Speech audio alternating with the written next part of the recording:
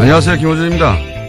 밀양시 세종병원 화재 대형 재난의 현장을 정치인들이 찾는 것은 당연합니다. 위로와 대책을 강구하는 것은 정치의 몫이죠. 그리고 발생 지역과 재난의 종류와 무관하게 모든 재난의 포괄적, 상징적, 도의적 최종 책임은 정부가 지는 것이 맞습니다. 자신들의 표받치기도 하기에 누구보다 빨리 현장을 찾았던 자유한국당 지도부가 가장 먼저 정부를 비판한 것도 그래서죠. 청와대와 내각 총사퇴를 요구하고 북한 현송을 뒤치다거리 하느라 국민 생명을 지키지 못했다고 목소리를 높이는 건 동의 여부를 떠나 그럴 수 있습니다. 그런데 그런 주장도 최소한 자격은 갖추고 해야 하는 거죠. 소방 인력 충원하자니까 공무원 증원이라며 반대한 건 바로 자신들이었죠. 게다가 경남 소방관의 인사, 예산, 지휘권, 그러니까 전권은 경남도지사에게있습니다. 중앙정부는 지방직 소방행정의 권한이 없죠. 경남도의회 의석 90% 가까이 자유한국당 소속입니다. 경남도정은 자유한국당 책임인 겁니다. 그럼 자유한국당은 적어도 밀양 화재에 관해서는 중앙정부를 탓하기에 앞서 먼저 스스로를 자책해야 정상인 겁니다. 정상이라면 그래야 하는 거죠. 둘 중 하나입니다. 정상이 아니거나 정상이 아니거나. 김호준 생각이었습니다. 정상이 아니거나 정상이 아니거나 했는데 저희 PD가 그걸 또 못 알아듣고 나름의 유머인데 바보예요. 날뛰고 있어요 지금 밖에서. 자, 시사인에? 네, 했습니다. 또 했어요? 예. 정상이 아니거나. 정상이 아니거나. 네. 자, 첫 번째 뉴스는 뭡니까? 네, 다스 핵심 관계자의 녹취록이 공개됐습니다. 그에 따라서 녹취록에 나오는 140억 원을 둘러싸고 여러 보도들이 나오고 있는데요. 녹취 당사자가 입을 열었습니다. 18년 동안 이상은 회장, 그러니까 다스의 회장 최측근으로 근무했던 김종백 씨인데요. 140억 원은 다스에서 조성한 비자금이다라고 밝혔습니다. 아, 그렇군요. 김종백 씨는 이제 몇 차례 언론에 등장했기 때문에 아시는 분은 아실 텐데, 처음엔 이제 운전기사로 소개가 됐는데, 사실상 운전기사가 아니라 다스 내의 다양한 업무를 종합적으로 본 내부 사정의 아주 밝은 인사다. 이렇게 얘기해야 되는 게 맞는 것 같아요. 운전만 하는 게 아니기 때문에. 네, 지방과 관계된 다양한 일도 했습니다. 그러니까 모르는 게 없다라고 봐야 될 텐데요. 그런데 이제 그 녹취록 중에 이제 140억이 여러 번 등장하는데 액수가 또 절묘하잖아요. 액수가 절묘해가지고 이것이 BBK로부터 회수한 투자금 140억 우리가 계속 문제 삼았던 그거라고 해석하는 언론도 있고. 왜냐하면 녹취록 그 대목은 굉장히 짧거든요. 네, 맥락을 알아야지만 알아들을 수 있는 이야기이긴 합니다. 네. 그리고 또 이제 그 녹취록 중간에 보면 그 돈을 나눠서 김재정 이상은 각각 당시 최대주 두 사람의 통장에 들어가 있었던 내용이 나오니까 이건 도곡동 땅 매각대금이다라고 해석하는 언론도 있었고요. 근데 이제 그렇게 해석이 엇갈리니까 그 녹취록의 주인공, 그러니까 통화를 한 당사자죠. 그 김종백 씨가 그게 아니라 이것은 정호영 특검 때 나왔던 120억 플러스 그 이전에 한 20억 정도의 또 비자금이 있었는데 그걸 얘기하는 거다. 네, 당사자가 직접 밝힌 겁니다. 본인이 대화 도중에 등장했던 그 해당 부분은 그런 맥락에서 등장한 거라고 지금 이제 해설을 해준 건데, 저는 어느 쪽이어도 그 돈이 전부 이명박 전 대통령이 회수하려고 했다. 이게 핵심 키포인트라고 봐요. 그러니까 돈의 성격도 물론 중요한데 그 돈을 결국 그 돈의 주인이 결국 이명박 전 대통령이었다. 이게 핵심이죠. 예. 네, 이시영 씨를 통해서 이명박 전 대통령이 회수하려고 했다라고 김종백 씨가 해설하고 있습니다. 그러니까요. 여기서 이제 만약에 120억 플러스 120억 비자금이었다면 이제 이명박 전 대통령 횡령에 혐의를 받게 되는 것이고요.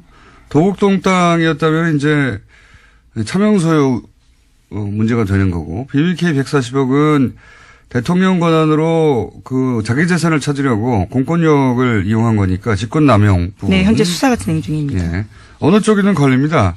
특히 도곡동 땅의 경우에는 뭐 어느 쪽이나 다 마찬가지지만 결국은 그 돈이 다스에 들어갔다가 BBK 들어갔다가 그걸로 주가 조작을 했기 때문에 이제는 이제 주가 조작의 혐의까지, 예. 어느 쪽으로든 다 걸린다. 예. 어쨌든 그런데 김종백 씨는 이 녹취의 주인공 김종백 씨는 그 돈은 120억 플러스 120억 비자금을 의미하는 대화 속에 등장하는 거였다. 네, 120억 플러스 20억. 20억. 예. 자, 결국은 이 대목은 뭐 검찰이 밝히겠지만 어느 쪽이든 간에 이명박 전 대통령에 치명적으로 작용할 건 동일합니다. 주인이 본인인 정황이 나왔으니까요. 그리고 이제 김종백 씨 본인도 이제 관련 인터뷰를 했더라고요. 네, 어제 MBC와 여러 가지 이야기들을 했는데요. 언론에 정확하지 않은 정보들이 나가기 때문에 그에 대해서 자신이 밝히겠다라는 입장도 이야기했고요. 뿐만 아니라 비자금이 제대로 밝혀졌으면 좋겠다라면서 여러 가지 이야기들을 했습니다. 이동영 씨가 다스의 한 18년간 이상은 회장의 기사이자 그리고 다스 내부에서도 여러 보직을 맡아서 사실상 내부자인데 이렇게 이제 양심 선언을 하게 된 이유 중에 하나는 이동영 씨 그러니까 이상은 회장의 아들 이동영 씨가 리베이트 관련한 불법 행위가 드러나자 그걸 뒤집어 쓰라고 요구하자. 예. 그건 못하겠다고 도저히 아무리 내가 오래 근무했어도 그렇게 해서 사실은 이런 녹취들이 만들어지게 된 거라고 하죠. 예. 예, 앞으로의 근거를 위해서 만들어놨다라고 하는데요. 이제 어마어마한 이 사항들을 이제 내부 고발하게 된 거가 된 거죠. 그렇죠. 예. 자, 그렇습니다. 그 140억 관련 언론들이 하도 많이 등장해서 해설 한번 해드렸고요. 자, 다음 뉴스는요. 예, 지난 25일 밤 검찰 수사관들이 영포빌딩 지하 2층을 압수수색했습니다. 영포빌딩은 이명박 전 대통령이 1991년부터 소유하다가 2007년 자신의 재산을 기부해서 만든 청계재단에 넘긴 건물입니다. 서울중앙지검에서 압수수색했는데요. 현재 서울중앙지검은 140억 원을 돌려받는 과정에서 이명박 전 대통령이 직권남용이 있었는지를 수사하고 있는 팀입니다.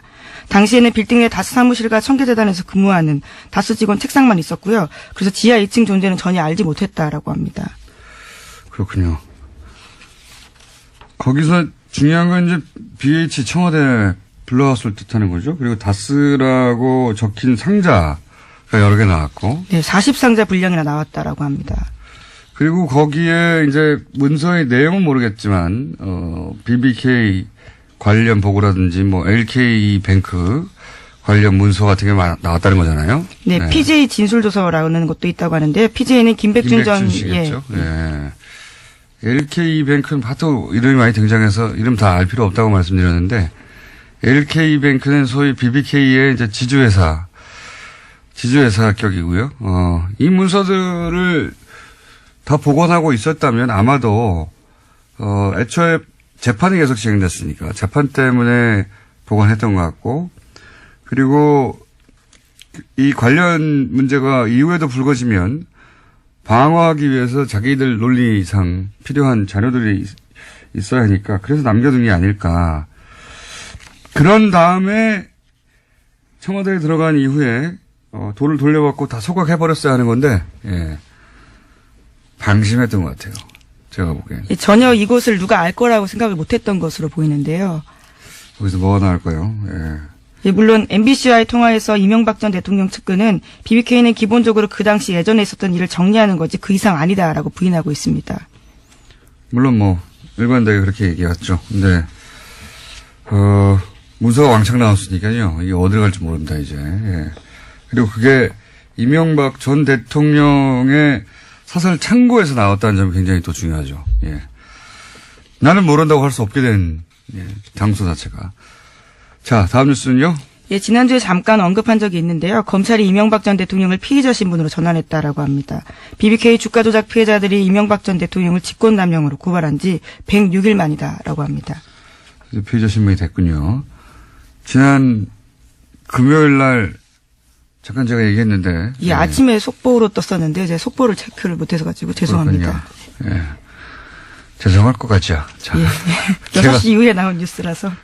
제가 얘기했는데. 예. 자, 다음 뉴스는요? 네, 이명박 전 대통령의 친형 이상득 전 의원이 지난 26일에 검찰에 출석했습니다.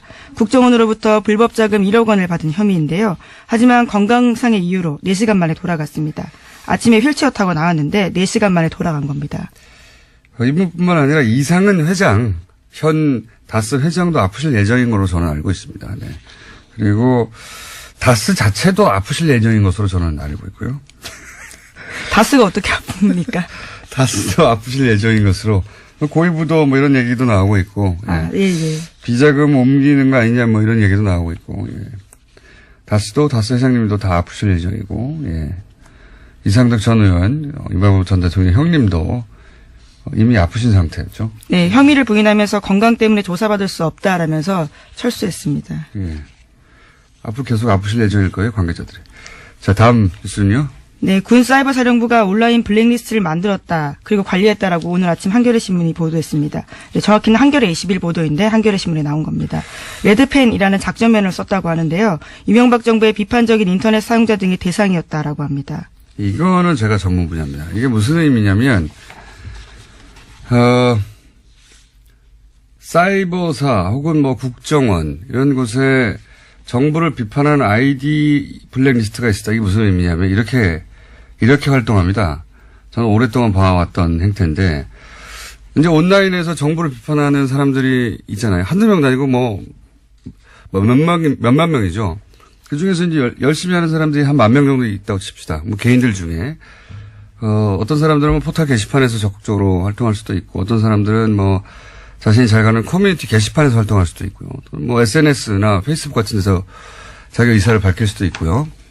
그런 개인들을 뭐 몇만 명 단위로 이제 아이디를 수집하는 거예요. 그리고 나서 그 사람들이 예를 들어서 포털의 게시판에 글을 써요. 그러면 그 사람이 글 쓴 것을 향해서 득달까지 달려갑니다. 댓글을 달아요. 다시 방어하는 내용들을 쓴다라는 그렇죠. 거죠. 그 사람을 따라다니는 거예요. 그 개인을. 자기가 잘 가는 커뮤니티 글을 써요. 그럼 득달같이 달려가서 댓글을 쓰거나 비판을 해요. 그러니까 그 사람은 개인이잖아. 저쪽은 부대고. 그죠? 저쪽은 조직이고 이쪽은 개인인데 그 개인이 그걸 대응하느라 신경을 쓰고 에너지를 쓰고 하다 보면은 괴롭잖아요. 그렇게 의욕을 혹은 활동을 위축시키는 겁니다. 그래서 이 활동이 여러 가지가 있어요. 제가 지켜본 바로는 그렇게 그 사람들 따라다니는 경우 또는 그 사람이 글만 쓰면 공격을 해서 그 파급력을 떨어뜨리는 거죠. 중화시키는 거죠. 네, 해당 기사에도 그런 내용이 있습니다. 20명 내외 검색팀에서 하루 24시간 작업을 수행하면서 관리했다라고요. 이건 사이버 사령부에서고 그 조직은 국정원 조직보다 작거든요. 국정원도 이 일을 해온 것으로 저는 알고 있어요. 그리고 그렇게 주요 인물들은 그 사람들이 글을 쓰든 쓰지 않든 지속적으로 주기적으로 그 사람에 대한 비판 글을 올려서 평판을 떨어뜨리는 겁니다. 여러 가지 활동을 하는 거예요. 그런 활동을 지속적으로 합니다. 지속적으로. 그래서 개인의 경우에는 그 스트레스를 받아서 쓰다가 말아버리는 거예요. 이게 내가 무슨 영광을 보겠다고 이런 일을 하느냐. 아니면은 그 사람 그 개인 부대죠. 부대하고 싸우느라고 힘을 다 빼버리는 거예요. 주고받고. 뭐 그런 행위를 해가지고 전체적으로 그런 사람 쓰는 사람들 평판을 떨어뜨리고 위축시키고 파급력을 떨어뜨리는 일들을 해왔죠. 네. 자, 오늘은 저희가 긴급 인터뷰를 준비해서 마지막 뉴스 짧게 하나 정리하고 넘어가죠. 네, 안철수 국민의당 대표가 어제 이상돈 전당대회 의장에게도 당원권 정지 징계 처분을 내렸습니다. 이에 따라 바른정당 통합 의결 전당대회 진행 방식에 시선이 쏠리게 되는데요. 안 대표는 이 의장을 포함해서 현역 의원 16명 등 총 179명에게 징계를 내렸습니다. 이 징계의 목적은 말이죠. 처음 이 징계를 하겠다고 나왔을 때부터 뜬금없는 거였거든요. 왜냐하면은 이분들은 다 다른 당 만들어서 나간다는 거잖아요. 이분들을 당원권 정지를 시키는 게 무슨 의미가 있습니까? 그렇죠? 이 징계의 유일한 목적은 이상돈 의원의 사회권을 뺏는 거였어요. 전당대회에서. 예. 네, 어쨌거나 명시적인 주 이유는 창당 발기인데 참여라고 하는데요. 이상돈 의원은 여기에 이름을 올리지 않았다라고 합니다. 유일한 목적은 이상돈 의장이죠. 의장. 예. 전당대회 의장의 사회권을 뺏는 게 목적이었지 나머지 분들은 다 의미 없는 겁니다. 178명의 명단은. 그래서 저희가 모셨습니다. 예. 이상돈 의원을 저희가 처음으로 스튜디오에 직접 모셨습니다. 자, 지금까지 김은지였습니다. 감사합니다. 네, 바로 이어가겠습니다. 안철수 대표가 179명 징계했는데 전당대 의장 이상돈 의원도 포함돼서 저희가 직접 모셨습니다. 안녕하십니까? 네, 안녕하세요. 네. 처음 뵙습니다. 네. 네, 전화만 하다가 네. 반갑습니다. 네. 징계를 당하셨어요? 뭐 징계 당해도 뭐 당한 기분도 안 나고요. 뭐 관심도 없습니다. 제가 방금 179명 징계는 결국 그 타겟이 전당대 의장인 의원님이라고 제가 해석을 했는데 어떻게 보십니까?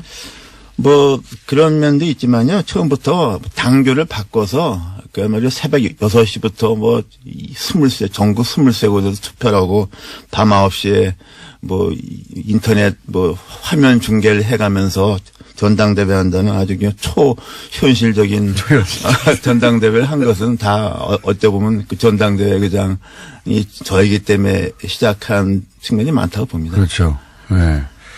전당대 의장으로서 이제 사회권을 가지고 계신 분인데, 이 통합에 대해서 부정적이라서 혹시 전당대를 본인들이 원하는, 통합파가 원하는 뜻대로, 안 될까봐 어떻게든 사회권을 뺏고 싶은데 그러면 명분이 있어야 하는데, 예, 이 명분으로 이걸 사용한 게 아닌가, 뭐 이렇게 해석되는데, 그 외에도 사회권을 제약하기 위해서 조치를 많이 했죠. 그렇죠. 사실은요. 제가 보기에는 이번에 바뀐 당규에 따라서 전당대회를 진행을 할 수가 없는 것은 저는 솔직히 이건 내가 할 수 있는 게 아니다 이렇게 생각을 했습니다. 그리고 또 하나는 이제 이번에 신당을 추진하는 쪽에서 특히 실무진 쪽에서도 이제 어떤 몇몇 의원은 이거 흥분해 가지고서 우리가 전당대회에서 저지해야 된다는 저지파가 있었어요. 저지파. 또 한쪽에서는 아우 저거 이제 우린 저기랑 이제 안 된다. 끝났다. 상당파가 있었는데 저는 오히려 이 저지라는 것이 우리가 제가 의장이느냐 안 되는 걸 상대방이 뻔히 알기 때문에 온갖 술수를 할 것이다. 그렇게 되면은 그야말로 초현실적인 전당대회가 될 것이다. 그래서 저는 창당을 빨리 준비해야 된다. 저지한다 믿고 있으면은 이제 시간에 쫓긴다. 이렇게 그런. 박 전 대표는 처음에는 저지할 수 있다고 생각하셨던 것 같아요. 그죠? 그런데 박 전 대표는 뭐, 이 정치를 꿰뚫어 본 분 아닙니까? 근데 다만 처음부터는 저지를 한다고 이렇게 해놔야만 저쪽에서 이제 온갖, 무리수를 온갖 뭐 이상한 일을 벌이지 않겠습니까? 새벽 6시에 시작하죠. 네. 그러니까. 처음 들어봤는데 새벽 6시. 근데 할 필요가 없어진 거죠, 이제 완전히. 새벽 6시. 네. 새벽 6시에 이 전당대회 누가 참석할지 모르겠네. 새벽 6시에 시작하고. 네, 근데 그 부분에 대해서는 그렇게 우리가 웃기만 할 수 있는 것은 아닙니다. 이게 아무리 정당의 자율성을 존중한다 그러지만은 당원 당규로 어떤 정하는데 한계가 있지 않습니까? 정당법이라는 게 있습니다. 또 법의 일반 원칙이 있고 그래서 이제 이번에 가처분 신청된 것도 그런 부분이죠. 그래서 과연 법원이 뭐 이런 것까지 정당의 자율권을 인정해 줄 것인가. 뭐 이건 도저히 눈 뜨고 볼 수 없다 그래서 어떤 판결을 할지. 다만 이제 어차피 이제 이 탈당 어차피 이제 창당에 나가는 거니까 그 돼 있지만은 법원으로서는 이번에 한번 정당의 자율성에 대해서 유권적인 판단을 할 필요가 있다고 봅니다. 그 당원들 자격, 그러니까 소위 모집단을 줄이기 위해서 당원들 자격을, 뭐랄까요, 의도적으로 이렇게 모집단을 줄여서 뭐 전화 통화도 많이 하고 했다고 얼핏 들었는데 무슨 일이 있었나요? 당원들 그 대표 당원으로 등재됐던 한 10,000명 이상 되는 거 갖다가 다 전화해서 뭐 전화가 안 되면 연락풍통 같은 거에서 뭐 배제한다든가 또 심지어 좀 성향이 안 맞는 것 같으면은 뭐 왜 당별이 안 됐느냐 뭐 등등해서 뭐 그런 일을 굉장히 애 많이 썼죠. 그야말로 고생했습니다. 그래서 한 10,000명이 한 5,000명 이하로 줄었다면서요? 네, 그렇다고 그래요. 네. 그렇다고 해도 이제 과연 3,000명 정도가 이렇게 나올 것인가 하는 것도 그렇고, 솔직히 어저께 당무회의도 철저하게 비공개로 해서, 솔직히 뭐, 몇 명이 많이도 몰라요. 사회권, 이제 의장직을 수행하지 못하게 되시는데, 근데, 의장직을 수행하셨다 하더라도, 보통 사회권이라는 게 이제, 처음에 시작을 선언하고 종결을 선언해야 되는데, 시작과 종결을 선언하지 않아도 되는 걸로 바꿔놨다면서요? 근데 뭐 저도 그 상세한 건 다 보지도 않았어요. 어차피 그거 되지도 않을 거니까. 그 완전히 그 사회 보는 거 바보 되는 거 아닙니까? 솔직한 얘기로. 23명에 뭐 화면 보고서 이게 뭐 나 그런 게 해본 적도 없고. 전국 23곳에 이제 네, 뭐그 화면 보고 것으로. 물어보고 내가 그 짓을 어떻게 합니까? 그러니까 그리고 나는 이게 전당대회까지 창당이 이렇게 진행될 거라고 생각을 했지만, 내 성격 같아서는 처음부터 이제 이건, 난 이거 못한다고 당절 바꿨을 때 이제 그렇게 발표하는 것도 방법이었지만은, 막 이런 전략적 고려 때문에 제가 계속 침묵을 했던 거죠. 지금 의장단 중에는 의장이신 의원님도 당원권이 정지됐고, 부의장인 윤영애 의원도 징계받았고, 이제 남은 게 부의장이 이영호 의원인데, 네. 이분은 소위 중재파죠? 네, 그러나 뭐 지금 중재파라고 이제 분류되는 의원들도 뭐 똑같이 행동하기는 좀 어려울 것 같습니다. 그 중에서 제가 보기에는 뭐 다수는 우리 민주평화당으로 아마 합류할 것을 보고 있습니다. 네. 민주평화당이 처음에 창당할 때 뭐 14명이다, 15명이다, 지역구 의원은요. 네. 이런 얘기가 있는데, 그 중에 이제 비례대표의원 3분이 이쪽 합류를 선언했는데, 출당을 안 해주는 문제 가지고 계속 네, 그렇죠. 그 문제는 어차피 좀 창당하고 나서 꽤 오래 갈 겁니다. 그 문제가. 갈 것이고, 제가 보기에는 현재 어저께 이름 올린 지역구원이 14명이고, 예. 그 중에 아마, 불원간 지역구원 제가 보기에 한 최소한도 3명 정도는 추가할 것 같습니다. 14명에 3, 4명 정도. 3, 4명, 17, 18명. 네, 17, 18명 정도로 아마 2월 6일 날 네. 창당을 하지 않을까 보고요. 네, 그리고 이제 선거에 임박하게 되면은 또 그리고 또 하나 그 의원, 지역구원을 뺀 전원이 그 지역구를 빼면 별로 많지 않습니다.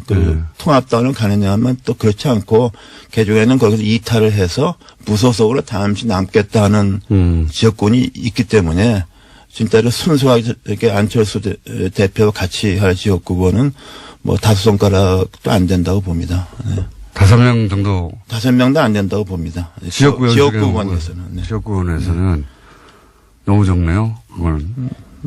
그러니까 오산을 했던 것이죠. 처음에는 처음부터 그런 얘기 했어요. 이렇게 하게 되면은 박지원, 정동영, 천정배 의원들은 하고 몇 명은 탈당하지 않겠냐. 30명 정도 나가겠지. 예. 그렇게 말하고 다녔어요.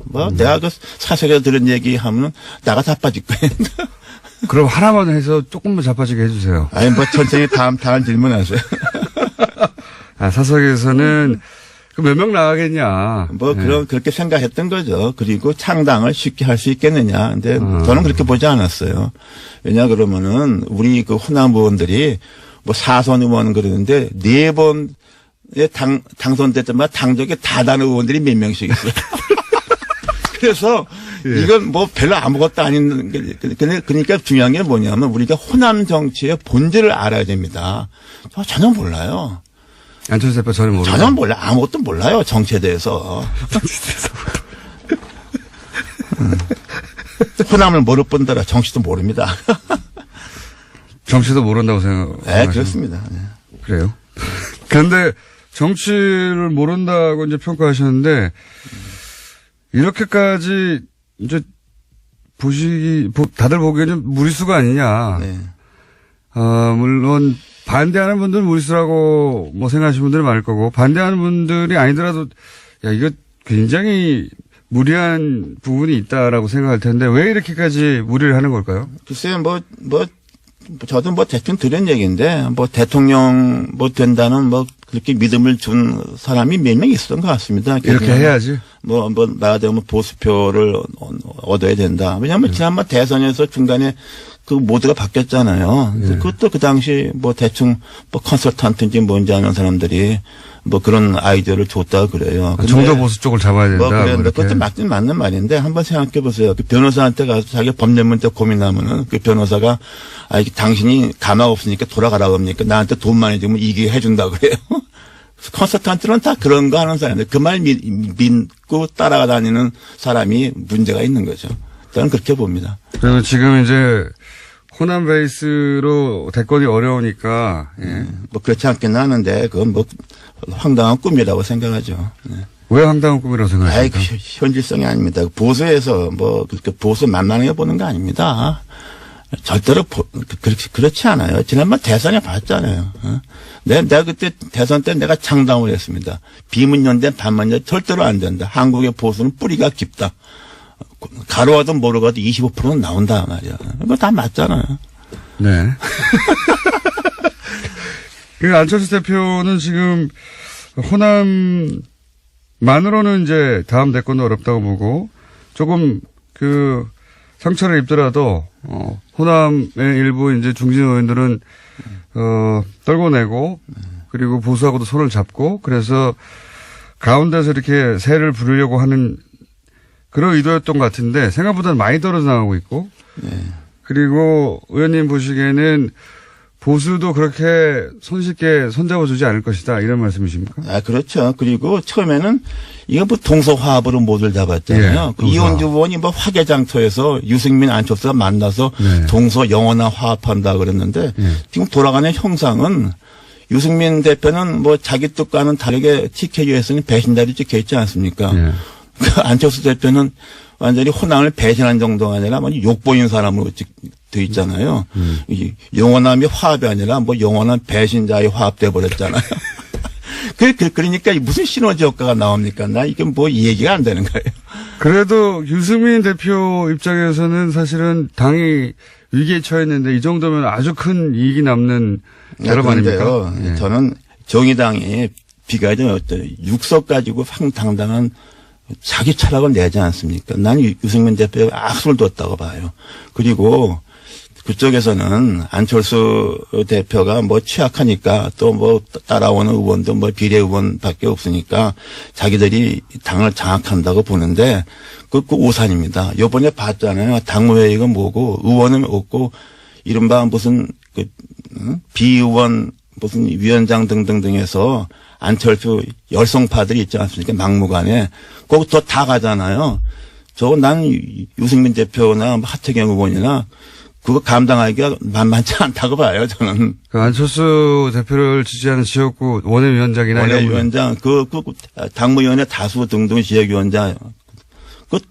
그건 이제 합리적인 그 대화 논리가 안 통하는. 그럼 그분들이 다 이렇게 통합당에 가면은 이제 조금 있으면 유승민 대표도 쫓겨납니까? 유승민, 하태경 한번 당해봐야죠. 나는 거기서 오산한 거로 봐요, 나는. 굉장히 기뻐하시는 것 같습니다. 나는 뭐 기뻐하기보다 나는 유승민 대표에 대해서 안타까운 심정을 갖고 있고 저는 그러나 또 이혜원 의원 통해서 몇 번 워닝을 줬는데 뭐 자기가 그대로 갔으니까 뭐. 그 비례대표 출당 문제는 어떻게 될까요? 지금 의원님은 출당을 요구하는데 안철수 대표는 절대 안 된다고 하고 있잖아요. 네. 그래서 뭐 그건 저나 저 혼자 문제만이 아니고 뭐 최소한도 박주현, 장정석 의원 외에 그 외에 한두 명 더 가능성이 있습니다. 그래요? 뭐 대표 짐작하시는 분이 있을 거예요. 네. 그 중에 한 분은 상당히 상징적 의미가 크죠.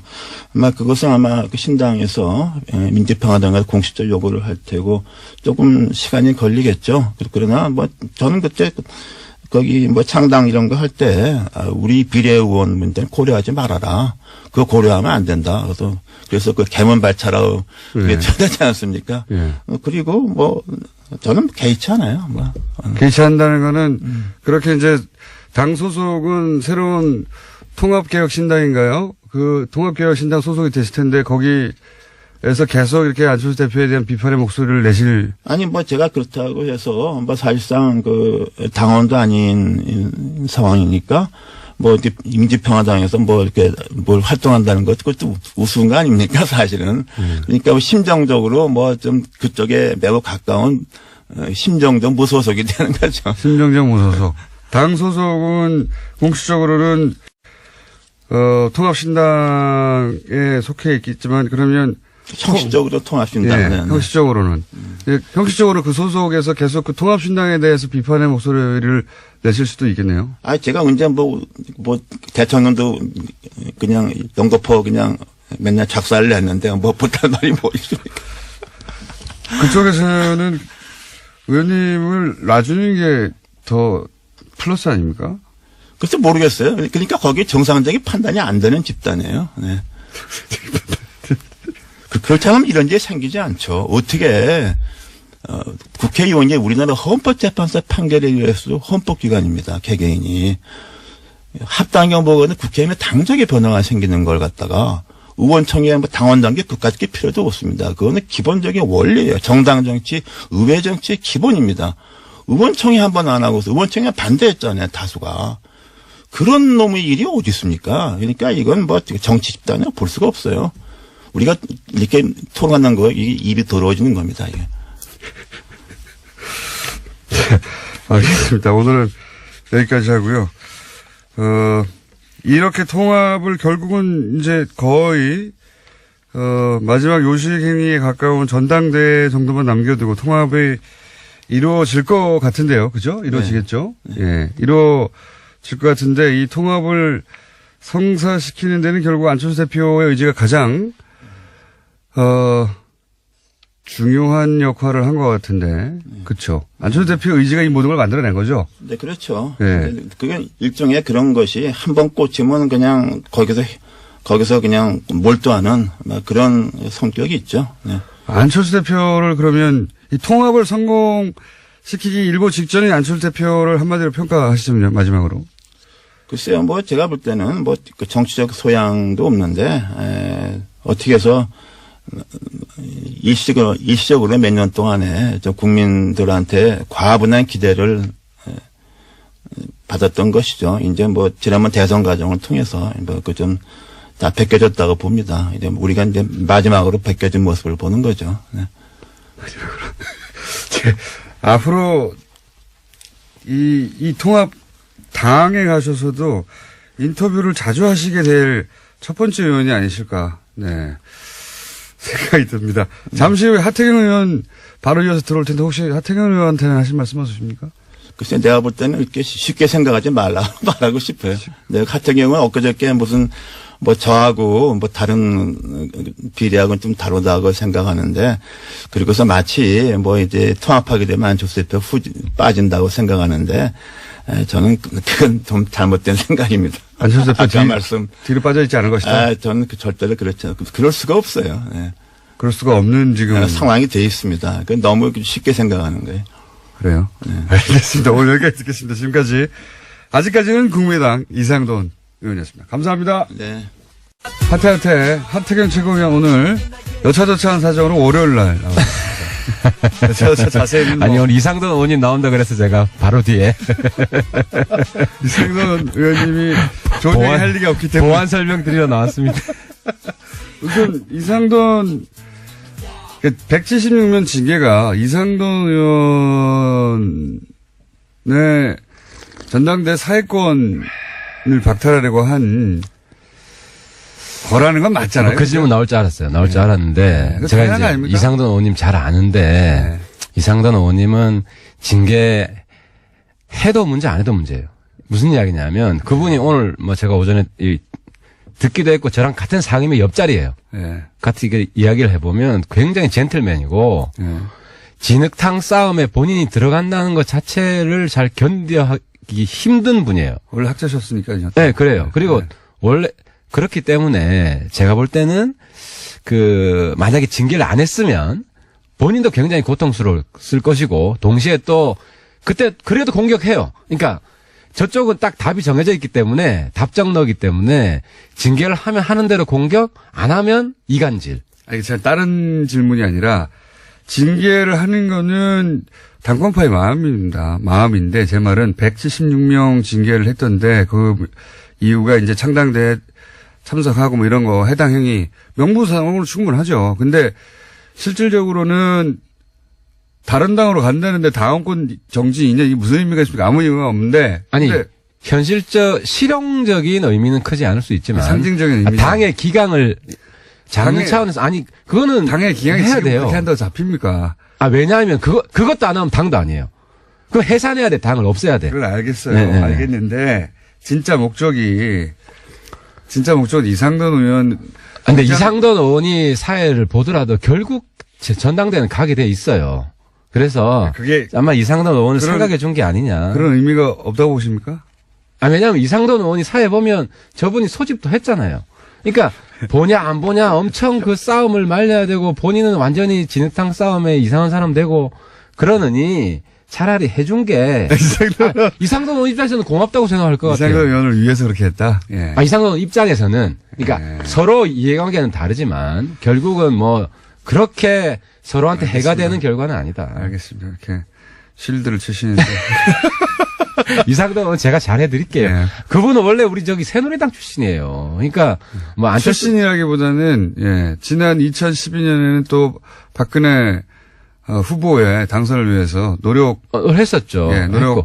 근데 무슨 이야기냐면은 하셨는데 중간에 잘못 틀어져서 그렇죠. 틀어졌죠. 예. 4대강은 뭐 이렇게 문제를 많이 삼았지만 4대강은 처음부터 반대하셨고. 다른 문제는 다 보세요. 제가 많이 배웁니다. 같은 상임위하면서. 그래서 저희들 입장에서는 아니, 보수임에도 불구하고 이 합당을 반대하는 것은 안철수 대표에 대해서 기본적으로 그런 자질이 없다고 판단합니다. 반안이죠. NT안이죠. 예. NT안이 NT하나 NTU는 꼭 아니잖아요. 그래서 저희들이 NTU는 아닌 것 같고요. 예. 아니에요. 그래서 예. 저희들 하지만 같이 있는 데는 못 가겠다는 말씀이신 것 같은데. 그렇죠. 예. 못 오겠다는 것인데 그럼 출당해 줘야 아니 돼요. 와서 안 보면 되지 그럼. 안 보면 되지. 그리고 이제 당 안에 있다고 해서 뭐 계속 보란 이유도 보면 없고. 되지. 그러니까 그걸 지금 합당하고 나서 그 소위 이제 반대파 한 서너 분 정도를 출당을 안 하시는 쪽으로 유승민 대표도 바꿨습니까 입장을? 안철수 대표 입장 존중하기로 했어요. 왜냐하면 지금 존중하기로? 사실 우리가 지금 적전 분열할 수는 없고 솔직히 아니, 지금은 말씀드리면 그런데 내 말은 합당하고 나서 설득할 시간이 필요하다는 거지. 유승민 대표나 이해운 전 대표나 정병욱 대표나 다 잘 알잖아요.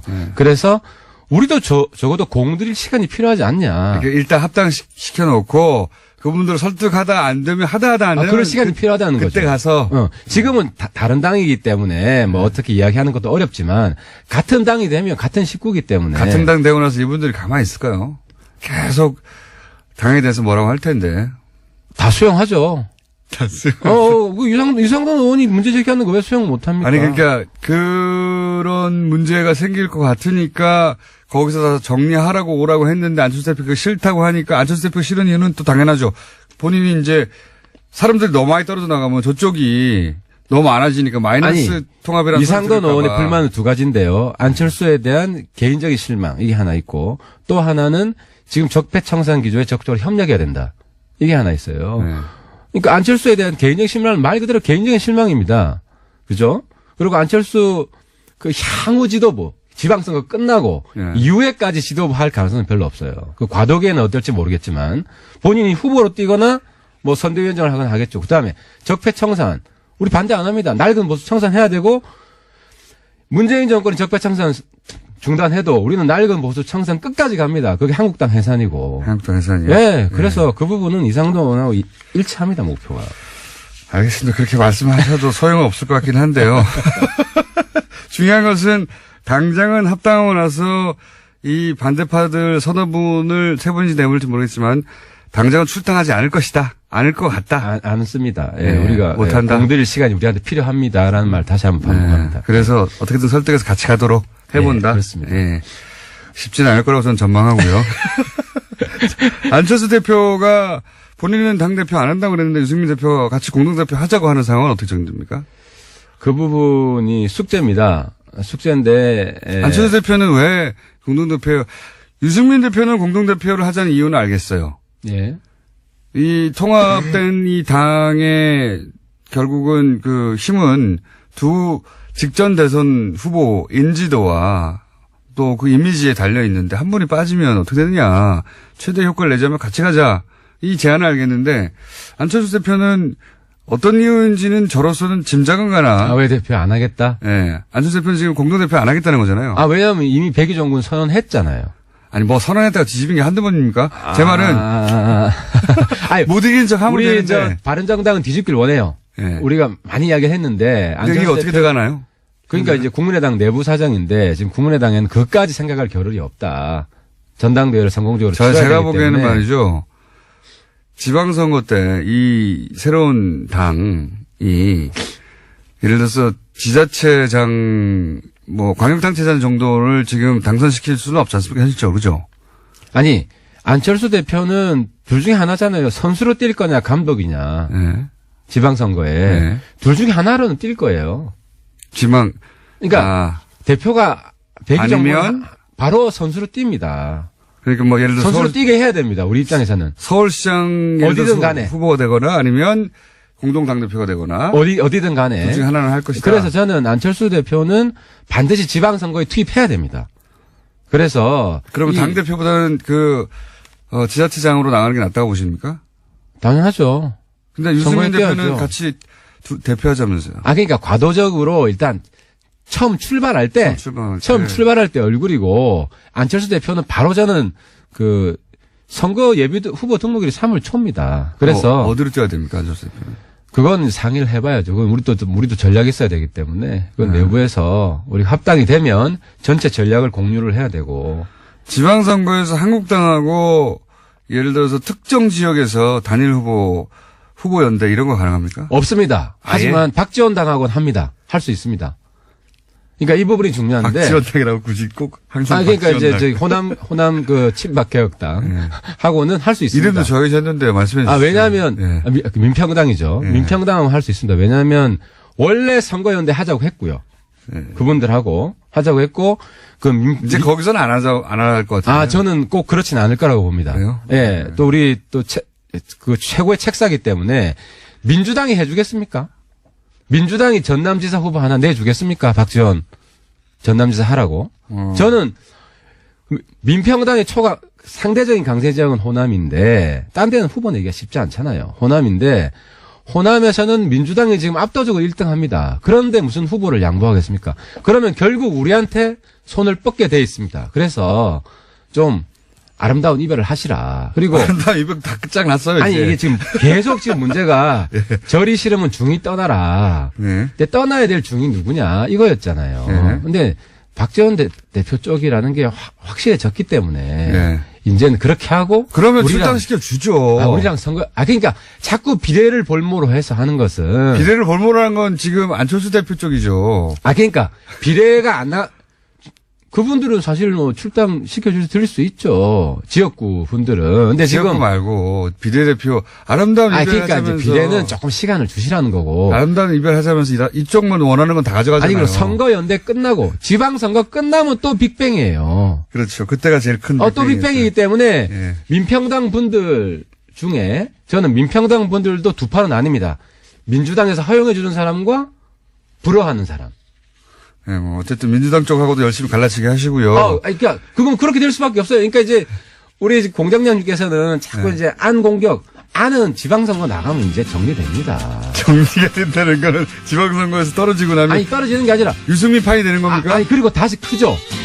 안 대표는 이번에 바른정당 지지층한테는 굉장히 인기를 많이 얻었어요. 그러니까 바닥을 쳤고. 하태경 의원입니다. YTN 노조는 최남수 사장이 사퇴하지 않으면 2월부터 파업에 돌입하겠다는 입장을 발표했죠. YTN 문제가 무엇인지 민원연 김원경 사무처장과 함께 짚어보겠습니다. 안녕하세요. 안녕하세요. 네. YTN은 보도 전문 채널인데 네. YTN만 뭐 24시간 보는 분들은 없기 때문에 네. YTN에서는 또 무슨 문제가 있을까? 네. KBS나 MBC의 문제에 대해서는 사실 접하는 경우도 많고, 또 언론도 보도를 많이 해서 어떤 문제인지 대충 이해하시는 분들도 YTN은 무슨 문제고 최남수 사장의 문제는 뭔지 잘 모르시는 분들이 많아요. 네. 근데 저는 오늘 최남수 사장 개인의 문제는 이야기하지 않으려고 하고요. 네. 왜냐하면 국민 입장에서는 최남수 사장의 뭐 발언이나 여러 가지 행적들의 부적절성, 그다음에 지금 노조와의 갈등 이런 모든 것들이 굉장히 먼 일이라고 저는 생각을 하고요. 그렇죠. 예, 네. 오히려 그냥 YTN이라는 방송사가 준 공영 방송이라고 우리가 말하는데 이 방송사가 하루 종일 보도를 하는데 그 보도가 국민에게 적절한 보도를 내놓고 있는가, 좋은 방송사인가, 이게 가장 큰 관심사라고 생각해요. 핵심입니다. 네, 예. 그래서 오늘은 날카로웠어요. YTN 보도가 좋은지에 대해서 평가를 해보려고 하는데요. 좋다는 것은 이제 민원연은 모든 미디어를 모니터링 하니까 네네. 예, 그 모니터링의 기준으로 볼 때, 결과로 네. 볼 때 YTN은 그러면 이런 파업이 사실은 네. YTN 문제는 YTN 노조가 가장 정확하게 알겠는데 네. 지금은 최남수 사장 개인의 문제인 것처럼 네, 예. 거의 예. 지금 그렇게 보이는 경향이 있습니다. 그런데 이제 그렇게 문제 삼는 것은 그 이전에 YTN 구성원들이 보기에는 YTN 보도가 공정하지 않다고 스스로 판단했기 때문이 아니겠습니까? 그렇죠. 예. 근데 네. 어떤 점에서 그런지. 일단 저희가 그러니까 6개월 정도 YTN과 연합뉴스 TV의 저녁 종합뉴스를 지상파 3사와 종편 4사 저녁 종합뉴스랑 같이 비교해서 보고서를 내본 적이 있어요. 네. 6개월 정도 했는데 이때 당시 내린 결론이 종편이나 MBC에 비해서 이건 MBC. 예전 MBC 과거의 MBC 요. 에 비해서는 그래도 YTN이 기계적 균형을 지키더라. 그리고 아주 심각한 문제 보도는 별로 없더라라는 것이었어요. 그래서 저희가 노력 대비 너무 본전 뽑기가 어려운 것이 YTN 아, 그렇군요. 네, 감시였어요. 종편은 사실은 뭐 하루에 금강이죠, 한 건, 금강. 하루에 한 건 이상은 문제를 네. 터뜨리는데 네. YTN은 그렇게 종편처럼 극단적으로 편향된 네. 문제점을 찾기는 예, 그렇게 노골적인 보도는 별로 없었어요. 그렇게 노골적이지는 예. 않았다. 근데 이제 그렇게까지 노골적이지 않은 게 더 무서울 수도 있습니다. 맞습니다. 그게 네. 문제인데요. 이게 그리고 국민에게 많이 인식돼 있는 게 YTN은 그래도 공정하다라는 생각이 좀 네. 있거든요. 스트레이트하다 뭐 이런 거죠. 네, 그렇죠. 그런데 기본적인 그 문제가 뭐냐면은 시청자 입장에서 타사 뉴스와 YTN 뉴스를 비교할 때 가장 눈에 띄는 게 그냥 기계적 균형만 잘 지킨다는 거예요. 네. 그러니까 YTN 보도를 통해서는 JTBC 보도를 보는 것처럼 뭔가 어떤 일이 벌어졌는지 정확하게 인식하고 판단하기 매우 어렵고요. 그냥 말씀하신 것처럼 스트레이트 보도를 통해서 딱 반반의 의견, 계속 여러 가지 사안에 대한 반반의 이야기들만 전해주고 있다라는 것이고, 뉴스가 정말 해야 되는 의제 설정 기능이나 철학, 무엇을 전하겠다라는 생각이 거의 없는 거예요. 그래서 근데 저는 무색무미, 무취한 보도다. 저는 그것이 YTN의 보도 철학일 수도 있어요. 네네. 보도 철학일 수도 있는데 저는 모니터링을 뉴스를 이제 거의 매일 하게 되니까. 네. 근데 YTN을 보면서 제가 느낀 가장 근본적인 문제점은 뭐냐면 의제 설정입니다. 네. 어떤 뉴스를 어떤 각도에서 보도하기로 결정하고 뉴스를 다루느냐. 네. 그 의제 설정을 어떻게 하느냐. 그 다음이 양쪽을 다 같이 보도하느냐. 네. 양쪽 뭐 여야든 그렇죠. 진보 네. 보수든 그 다음에 나오는 건데 이 의제 설정이 기본적으로 틀어져 있죠. 예, 보수가 설정한 의제를 뉴스에 꼭지로 담는 경우가 그렇죠. 거의 대부분입니다. 예, 예. 최근 사례를 제가 하나 그래서 가지고 왔는데요. 이것부터가 저는 틀어져 있다고 예. 생각하거든요.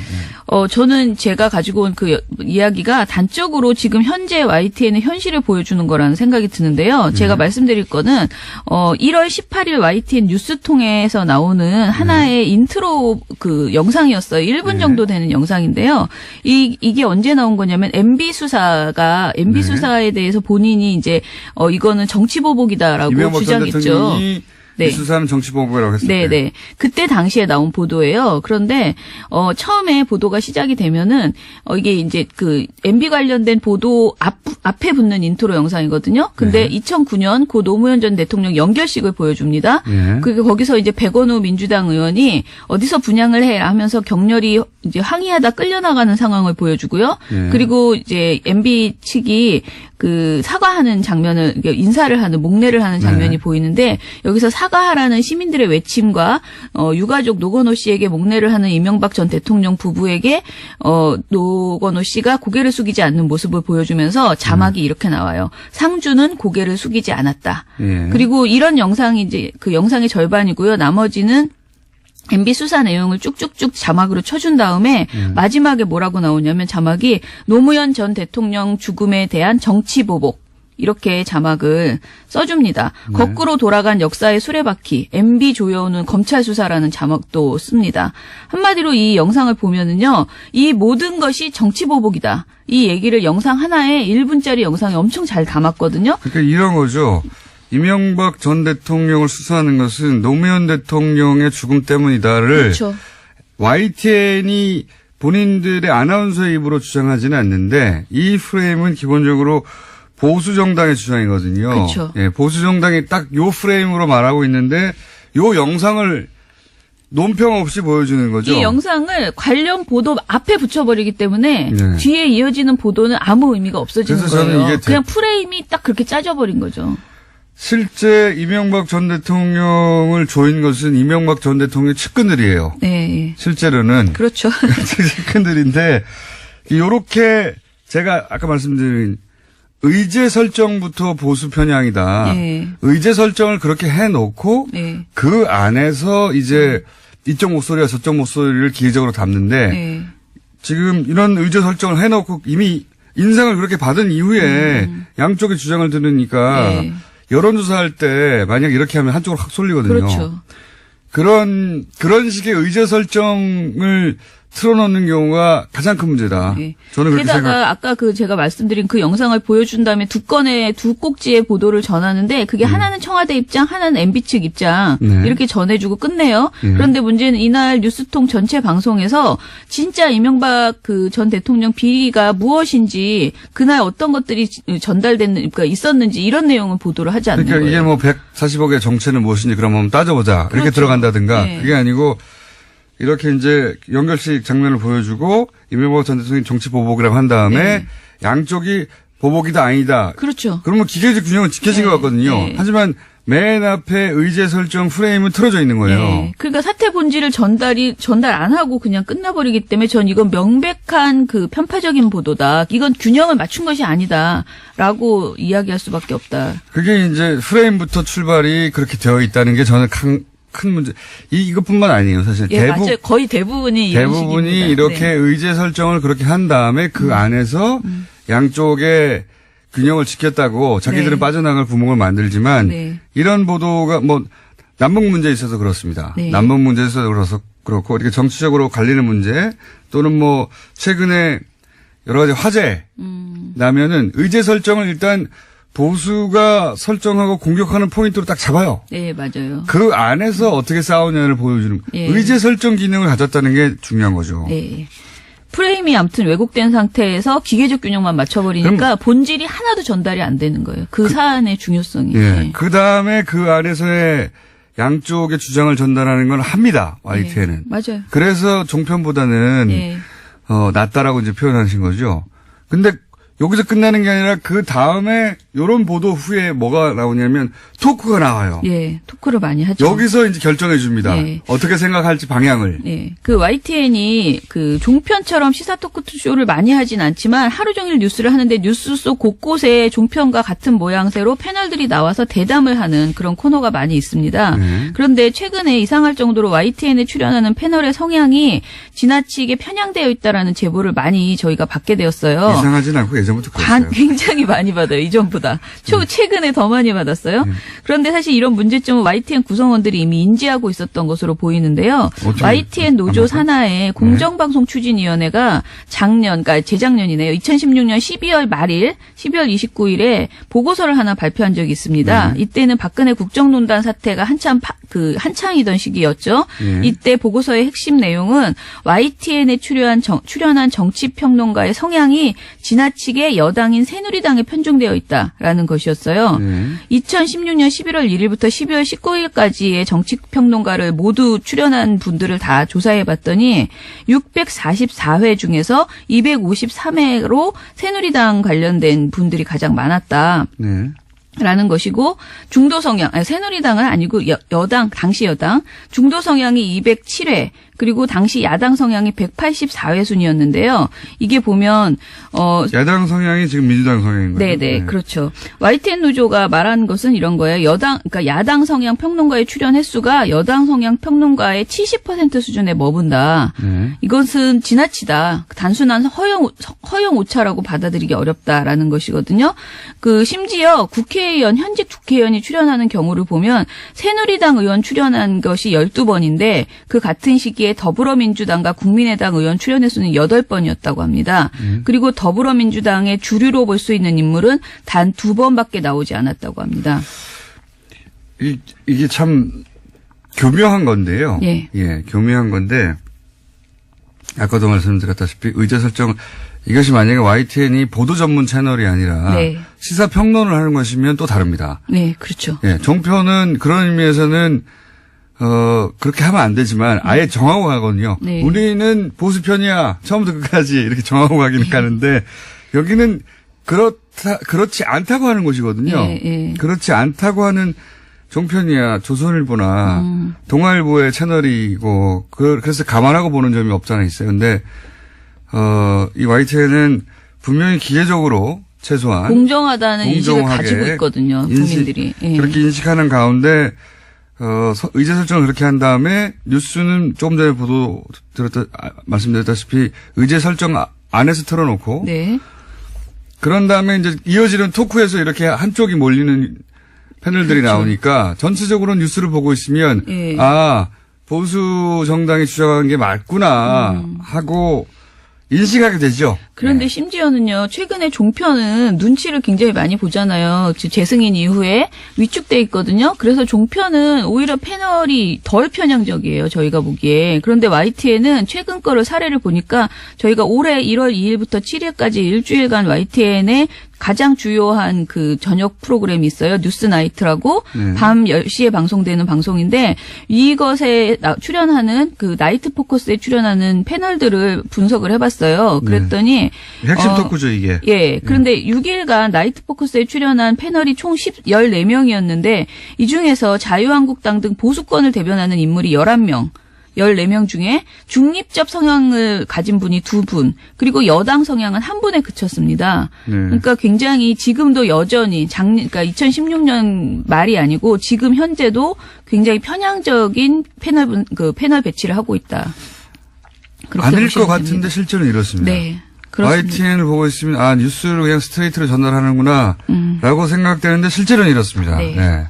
실제로는 이래서 노조 내에서 계속 문제 삼는 거죠. 예. 예. 그리고 문제 발언을 하는 패널들도 굉장히 많아요. 그러니까 많은 분들이 종편에서만 그런 발언이 나오리라 오보막말 편파 뭐 그런 발언이 사실은 YTN에서도 여러 번 나오고 있다라는 좀 것이에요. 예를 들어서 최근 사례를 보면 1월 2일에 YTN 뉴스나이트에서 그때 당시에 이제 우리은행이 초등생 그림을 2018년 달력에 넣은 것을 가지고 뭐 종북 친정권 그림이다라면서 비판 많이 자유한국당이 비판했던 사안이 있었잖아요. 여론을 통해서는 비판을 많이 받았는데 자유한국당은 이게 이제 초등학생까지 이렇게 인공기를 그려놓는 시대가 됐다면서 비판했는데. 근데 이때 이날 출연했던 최직령 변호사라는 분이 방송에 나와서 뭐라고 하셨냐면은 저희 패널로도 잠깐 있었는데요. 네. 그 앞에는 그냥 남들이 다 하는 얘기를 그냥 했는데요. 그러니까 초등학생이 그린 거 맞냐라는 얘기를 했는데 이런 얘기를 합니다. 보송보송하게 생긴 베고니아가 저게 우리가 일반적으로 얘기하는 김정일화 그리고 그 옆에 있는 꽃이 김일성화다.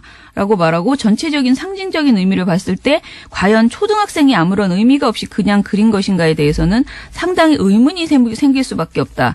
촛불이 나오고 나라다운 나라 이런 얘기가 나오고 뒤에 보면 노란 리본을 형상화해서 세월호를 형상화. 은행이라는 것은 경제이고 경제의 요체는 정치적 중립인데 은행이 어떻게 보면 정치에 관여한 듯한 그런 그림이다. 이렇게 평가를 해요.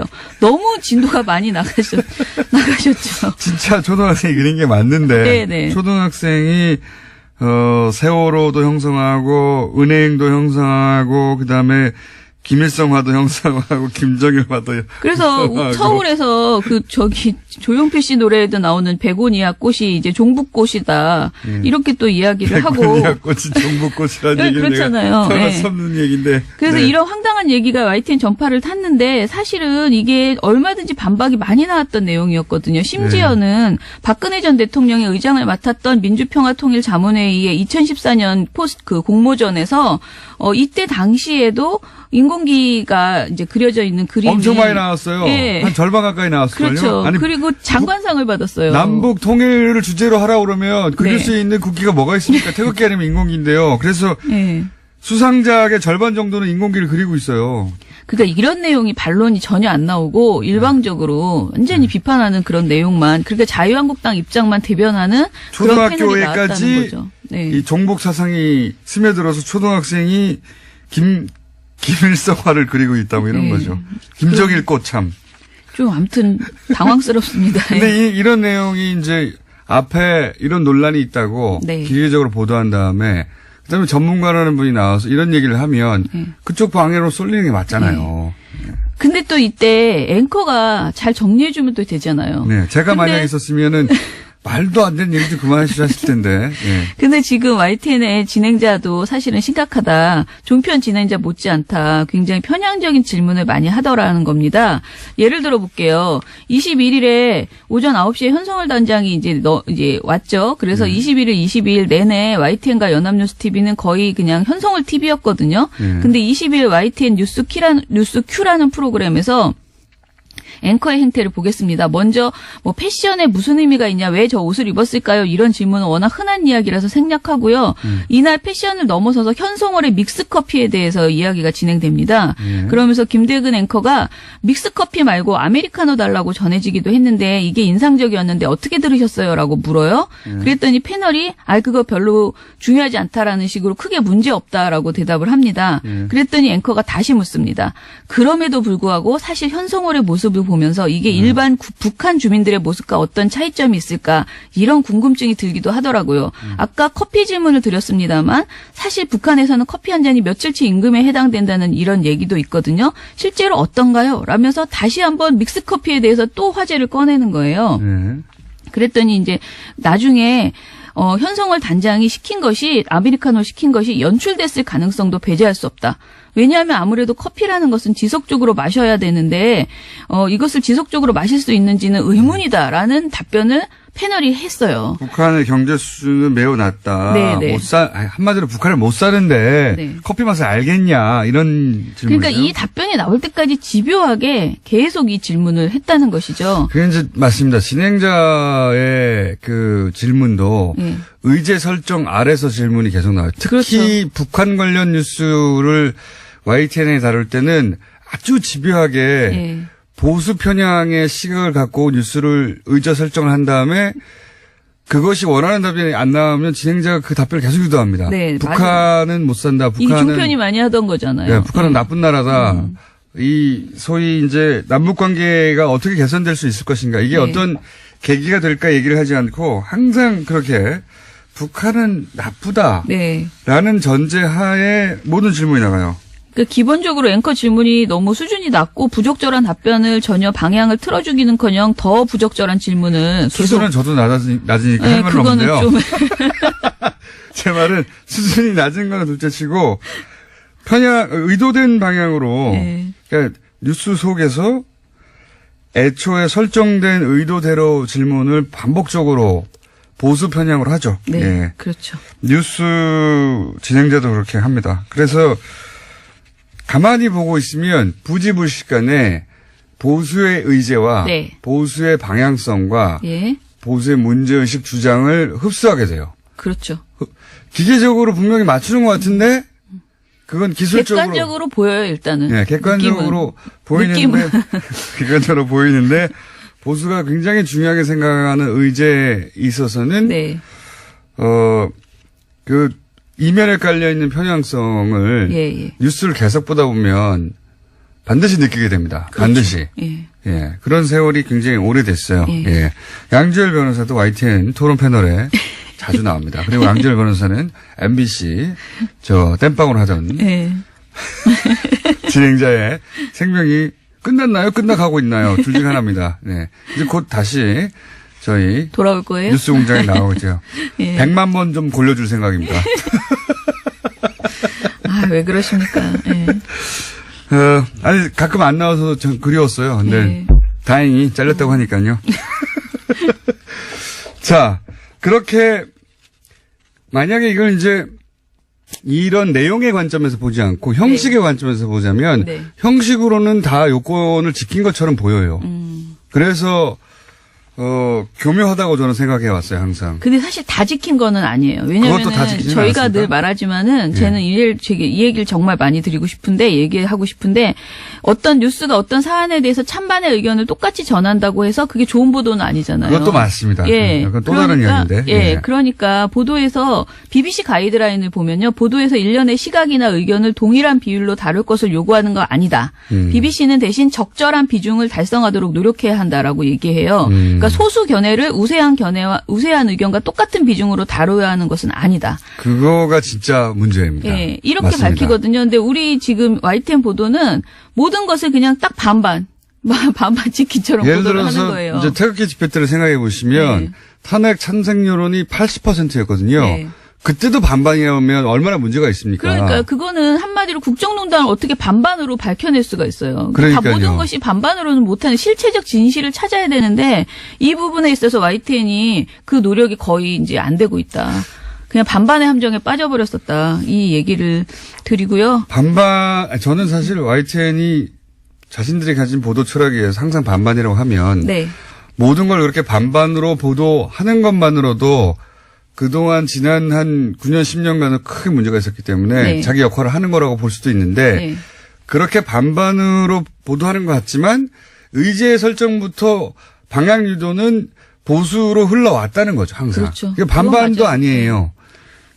지금은 이제 만약에 반반이면 괜찮냐, 반반도 문제라고 하시는 거고, 그죠? 예, 예. 아예. 그렇죠. 양쪽 다 똑같이 반반을 하는 것도 문제라고 말씀하시는 건데, 그것도 문제죠. 예. 그거는 이제 언론이 비겁하다.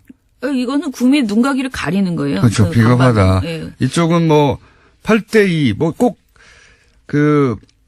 비중, 그러니까 국민 여론이 80%가 이쪽을 지지한다. 네, 네. 그러면 8대2의 비중을 따라서 보도해야 되지 않느냐. 이 얘기일 수도 있고, 더 나아가서는 서로 정반대를 하더라도 때로는 네. 언론이 자기가 믿는 바에 따라 20%를 지지할 수도 있잖아요. 그렇죠. 예. 네. 그 말씀하신 건데, 거기까지 가지도 않고 저는 네. 반반도 안 한다는 거죠.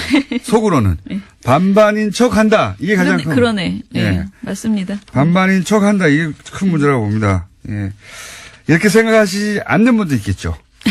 근데 YTN 노조는 그렇게 생각하는 것 같아요. 네, 지금 YTN 노조는 자신들의 보도가 지금 문제라고 생각하고 이거를 해결하기 위해서는 적폐 YTN 안에 있던 오래된 네. 그 적폐 세력이 청산되어야 된다라고 생각해서 이제 새 사장에 대해서 기대감이 컸는데 지금 현재 새 사장이 오히려 적폐 세력들과 어떻게 보면 그분들을 이렇게 내보내지 않고 안고 가겠다라는 네. 태도를 지금 보이고 있는 이렇게 거잖아요. 되어 있는 YTN을 새로운 사장이 개편하거나 네. 또는 이런 문제의식을 가지고 바꾸는 게 아니라 예. 이렇게 되어 왔던 그대로를 유지할 가능성이 높다. 이렇게 본 거죠. 그렇죠. 아니 예. 실제로 그런 입장을 밝힌 거죠. YTN 구성원들은 일단은 노사 합의 파기 논란 그리고 이명박 정권의 찬양 논란 그러니까 최 사장이 그렇게 했었죠 예전에 이명박 정권에 대해서 찬양했었고 그리고 또 트위터 성추행 그 글을 써서 논란이 됐죠. 이런 것들 때문에 사퇴를 요구하고 있지만은 사실은 이것이 이제 그 YTN의 현재 편파 왜곡 논란이 최 사장과 무관하지 않은 것이죠. 왜냐하면 최 사장은 지난 9년간 이뤄진 보도 파괴에 책임이 있는 보직 간부들의 인사 보류를 거부를 했어요. 그러니까 인사를 이런 구조를 만들어냈다고 이제 책임을 물을 만한 대상인 네. 그분들을 그냥 그대로 두겠다고 하는 그렇죠. 거죠. 예. 그리고- 그러니까 이제 노조는 받아들일 수가 예. 없는 거죠. 그리고 이제 YTN 노조가 강하게 이제 요구하는 혁신의 아이콘이라고 YTN 혁신의 아이콘이라고 보는 노정면 기자에 대해서 인신 공격을 퍼붓거나 보도국장 그 합의를 파기했거나 여러 가지 문제가 있었고요.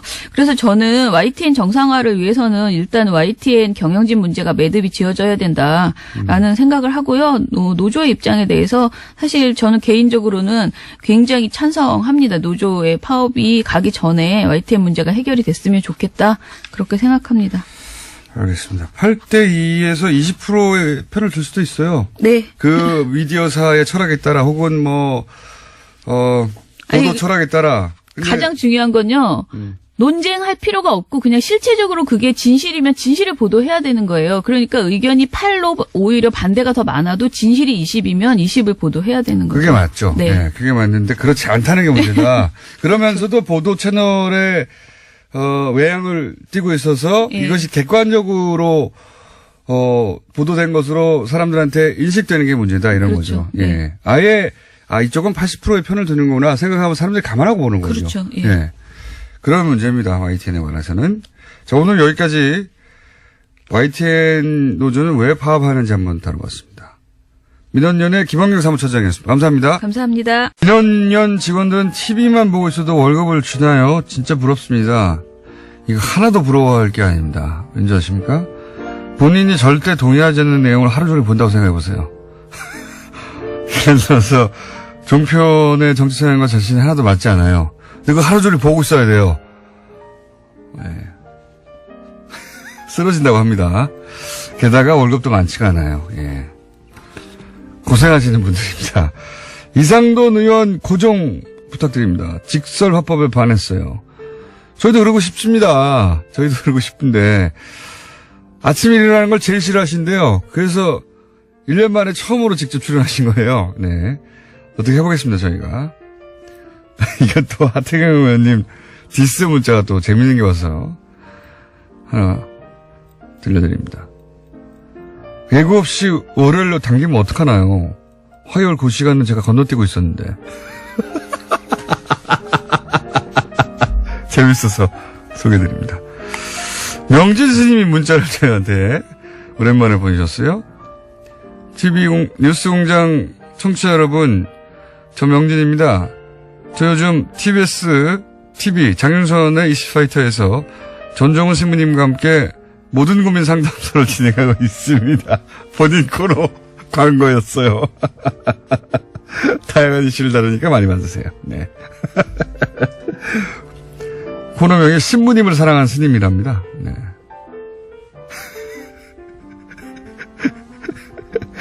면진 스님이 이렇게 광고 문자를 저희한테 훅 보내셨습니다. 이게 또 뭡니까? TBS 대표님이 또 문자를 갑자기 주셨네요.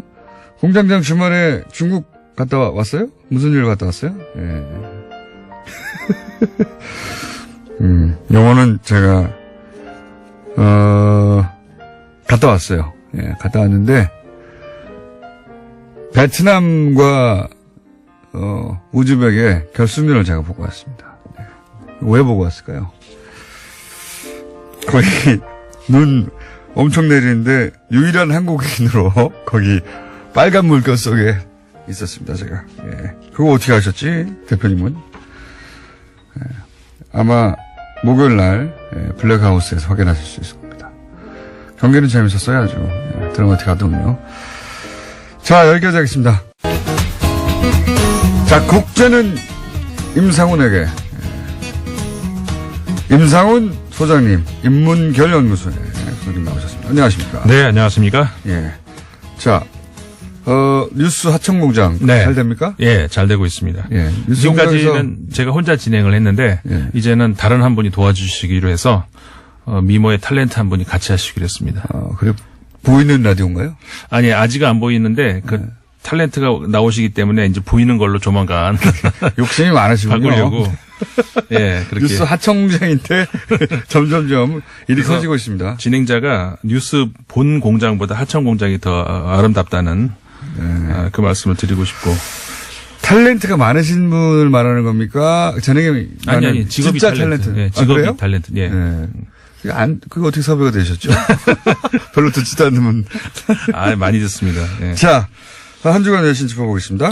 네, 아프가니스탄에서 최근에 일주일 안에 2번이나 큰 테러가 났습니다. 이거 좀 심각한 상황인데 20일 날은 그 인터컨티넨탈 호텔, 그러니까 둘 다 수도인 카불에서 발생했는데 호텔에서 인질극을 벌여가지고 그랬죠. 예, 이거 큰 굉장히 뉴스였는데. 예, 이거 뭐 굉장히 큰 뉴스였거든요, 당시에. 우리나라에서는 별로 보도가 안 됐어요. 국제적으로 큰 뉴스였습니다. 네, 이 왜 그러냐면은 사실 우리가 그 중동 지역에서 사망자가 너무 많아서 이제 그런 것들도 있을 수도 있지만 기본적으로 중동에서의 어떤 그런 인권 문제라든가 어떤 이런 문제를 우리가 보도를 안 하는 경향이 있죠, 많이. 관심이 없어요. 기자들도 사실은 그 지역을 모르고요. 네.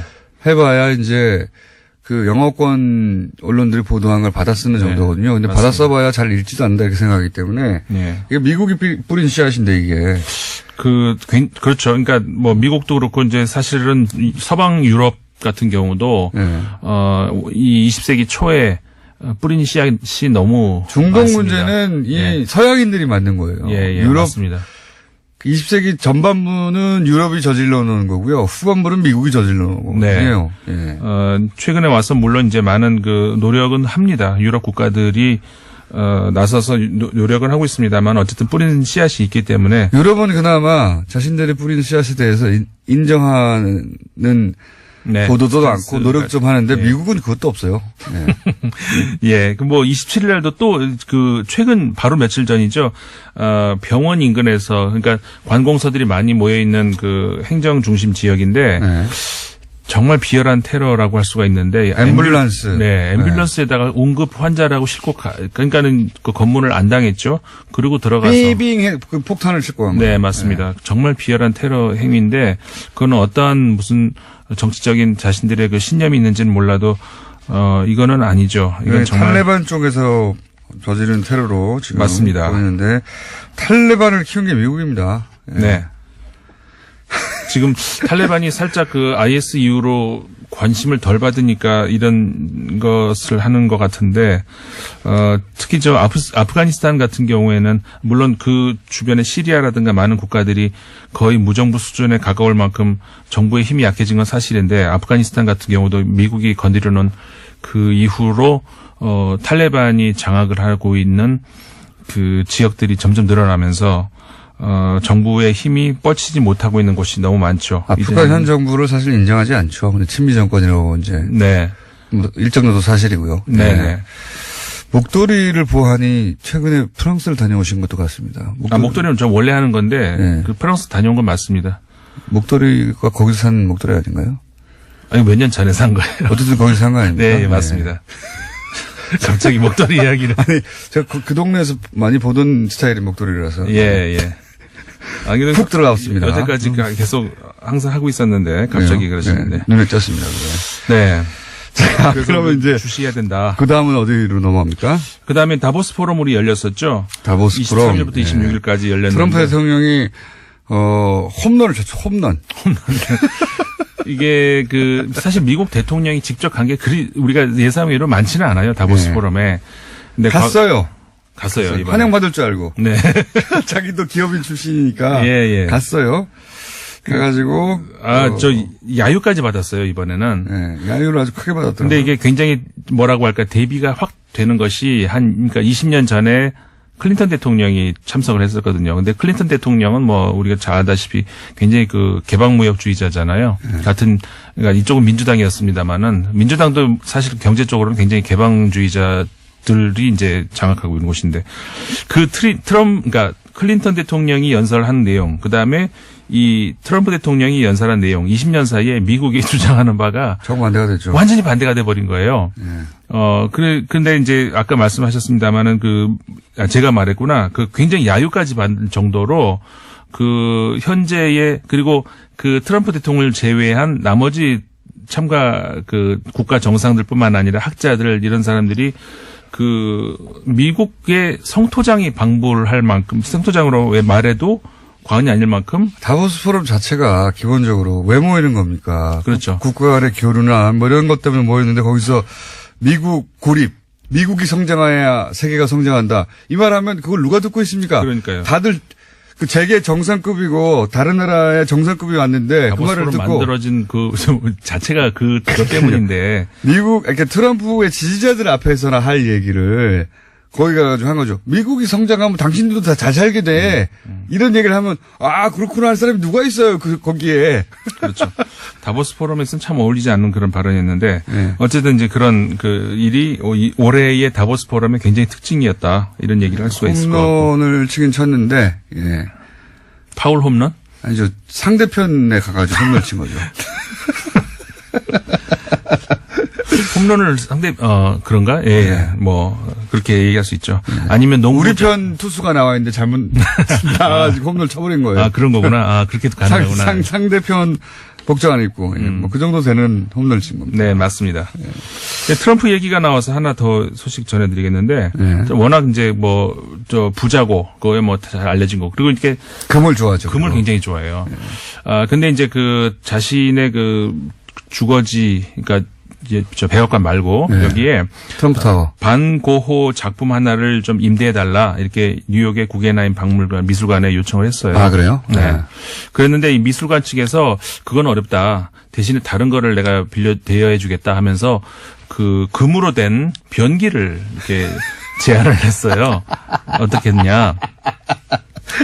그래가지고 이게 이제 너 금 좋아하지 않아? 그렇죠. 그리고 최근에 쉿홀. 그렇죠. 네. 근데 쉿홀을 우리나라에서는 이제 거지소울이라고 번역을 그건 말이 안 했습니다만은 되고, 네. 거지소울이 아니고 실제로는 똥통이죠. 그러니까 우리나라 사람이 가지고 있는 똥통에 가지고 있는 그 어감보다 사실 영어에서 쉿홀이 더 좀 나쁜 거죠. 저속한 예. 그런 표현입니다만 어쨌든 직역하면 똥통 아니겠습니까?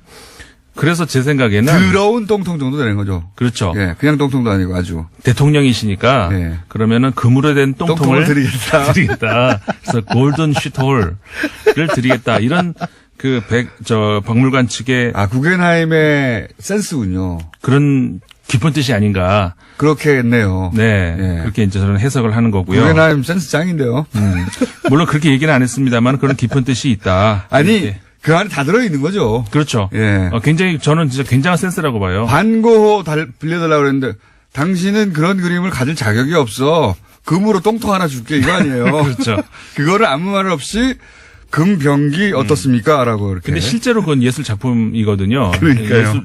이탈리아의 작가가 만든 작품인데 실제로 그걸 대여해드리겠다. 근데 백악관에서는 아직 반응이 없다고 합니다. 무슨 말인지 못 알아들었구나. 센스쟁이. 네. 구겐하임이었어요. 예. 자, 그렇습니다. 그다음요. 기본적으로 유럽에서는 트럼프를 이렇게 생각합니다.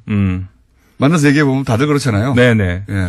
그리고 기본적으로 뭐라고 할까, 이게 유머가 깔려있고, 유머 안에 보면 많은 내용들이. 먹이는 거죠. 예. 네. 그런 거 공급스럽게 있는데. 먹였네요. 맞습니다. 그래서 이제 원래의 작품의 취지는 그거라 그래요. 뭐를 먹어도 인간이 먹으면 결국은 변기로 다 간다. 아무리 좋은 걸 먹건, 아무리 쓰레기를 먹건 간에 어차피 변기로 가는 것이다. 그런 내용을 담은 작품이라고 하는데, 해석은 네. 또 다른 해석이 또 우리가 아니 이제 구겐하임의 그 요청을 받고 자기들끼리 막 얘기했겠죠. 아니 우리가 지금 트럼프한테 이걸 빌려줄 이유가 뭐냐 그러다가 누군가 아이디어를 냈겠죠.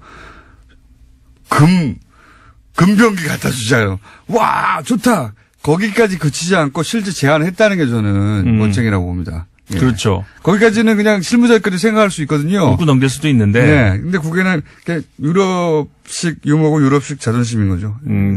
잘했다고 실제로 봅니다. 예 뉴욕에 있는 그 박물관인데 어쨌든 그렇게 뉴욕에 있는 구겐하임이요. 네네네. 그 구겐하임이군요. 그것도 더 재밌네요. 그렇죠. 자국의 대통령한테. 대통령이니까 이제 금으로 된 변기를 가지시라. 이렇게. 안 된다고 말하는 대신 이렇게. 네. 예, 멋집니다. 자. 좋습니다. 주제로 가야 되는데 네. 시간이 많이 주제가 이제 나오면 어떡합니까? 시간 다 됐는데. 걱정 없습니다. 주제는 저는 뭡니까? 하천 공장이 있기 때문에 일부러 노리신 거 아니에요? 아니죠. 저는 하고 싶은데 이제 공단장이 다른 말을 시키셨잖아요. 자, 지금 터키의 소위 말해서 올리브 가지 작전이라고 하는 네. 시리아로 이제 지금 군사 행동을 들어가고 있거든요. 이걸 우리가 굉장히 예의주시해야 되는 것이 물론 쿠르드족에 대한 어떤 역사 깊은 문제 이것도 있지만 국제적인 분쟁으로 번질 소지도 좀 현재로서는 있는 것 같다. 일단 쿠르드는 최근에는 미국이 배신하면서 다시 버림받았는데. 네. 원래 터키가 이제 쿠르드를 자국 내에서 탄압해 온 건 역사가 오래됐고요. 그렇죠. 근데 시리아에 있는 쿠르드를 진압하려고 한다. 네. 예. 그러니까 이 쿠르드족을 얘기를 할 때 이제 기본적으로는 이거 문제, 그러니까 쿠르드족이 국가를 가지고 싶어한다. 이거는 이제 많은 분들이 아실 거 아닙니까? 네. 근데 그럴 때 제가 흔히 이제 듣는 반응이 뭐냐면, 그건 물론 그 사정은 아는데 중동에 가면은 그 국가를 가지고 싶어하는 민족이 한둘이냐? 그거 어떻게 다 현실적으로는 불가능하지 않냐? 이런 얘기를 이제 들어요. 근데 사실 쿠르드족이 인구가 굉장히 많은 족이거든요. 예. 그러니까는 뭐 소수민족이 아니에요, 사실은. 소수민족이 아니에요. 예. 그러니까는 우리가 중동 지역 하면은 큰 민족 단위를 하면은 아랍 민족 보통 그다음에 터키 민족, 페르시아 민족 뭐 이 정도 하지 않습니까? 그 다음 정도 들어가요. 그러니까요. 인구 하나의 나라가 아니라 두 개의 나라도 만들 수 있을 정도인데 중동 기준으로. 4천만이에요. 전체를 다 합치면 4천만이고 이 터키에 있는 쿠르족만 해도 1,000만이 되는 어떤 그런 민족이거든요. 생각해 보면 중동 국가 중에 1,000만이 안 되는 나라들도 있어요. 아, 그럼요. 예. 다른 나라들은 그러니까 4천만 원이면 나라 두세 개 만들 수 있어요. 중동 그렇죠. 기준으로. 그러니까 이 지역에서 점유하고 있는 면적도 굉장히 넓은 데다가 인구도 많고 이거 어쨌든 간에 시간이 다 됐는데 어떡합니까, 근데. 그렇구나. 얘기하다가. 어쨌든 그래서 이제 터키군이 지금 그 시리아 안에 있는 영토 안에 있는 쿠르드족을 치기 시작을 하는데 이게 점점 동쪽으로 이동을 하면서 미국이 뭐라고 할까요? 뒤에서 이제 받치고 있는 그쪽까지 지금 가 있어요. 국제 분쟁이 될 수도 있다. 그렇죠. 네, 임상훈 소장이었습니다. 안녕.